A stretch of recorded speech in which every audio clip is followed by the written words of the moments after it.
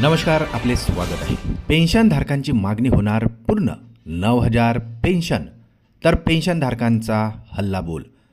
चला पाहूया याविषयी सविस्तर अपडेट. त्यापूर्वी आपणास विनंती आहे की चॅनलला जर नवीन असाल तर सबस्क्राईब करायला विसरू नका आणि नवनवीन अपडेट मिळविण्यासाठी बेल आयकॉनला प्रेस करायलाही विसरू नका. अत्यंत कामाची बातमी शेअर करायला विसरू नका. पेन्शनधारकांसाठी अत्यंत आनंदाची बातमी समोर येत आहे. पेन्शनधारकांची आता पेन्शन वाढीची मागणी लवकरच पूर्ण होणार असल्याची शक्यता दिसून येत आहे. किमान 9,000 रुपये पेन्शनमध्ये वाढ, महागाई भत्ता आणि इतर मूलभूत सुविधांच्या मागणी पूर्ण होणार आहेत.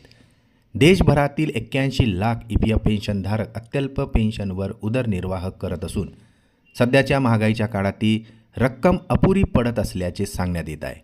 यामुळे आता अनेक वर्षापासून प्रलंबित असलेल्या मागण्याकडे आता सरकार लक्ष देणार आहे. सर्व EPF पेन्शनधारकांना किमान दरमहा 9,000 रुपये पेन्शन देण्यात यावी. पेन्शनला महागाई भत्ता लागू करावा.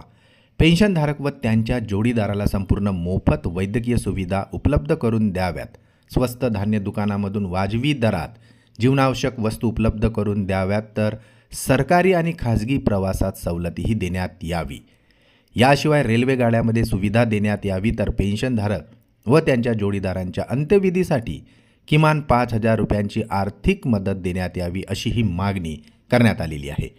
तर 2014 साली केलेले संबंधित बदल आता तत्काळ रद्द करावेत. यासह इतर प्रमुख मागण्यांबाबत शासनाकडे प्रस्ताव सादर करण्यात आलेला आहे. पेन्शनधारक संघटनांच्या मागण्या आता लवकरात लवकर मान्य न झाल्यास पुढील काळात तीव्र आंदोलन करण्यात येईल, असा इशाराही आता पेन्शनर संघटनेने शासनाला दिलेला आहे.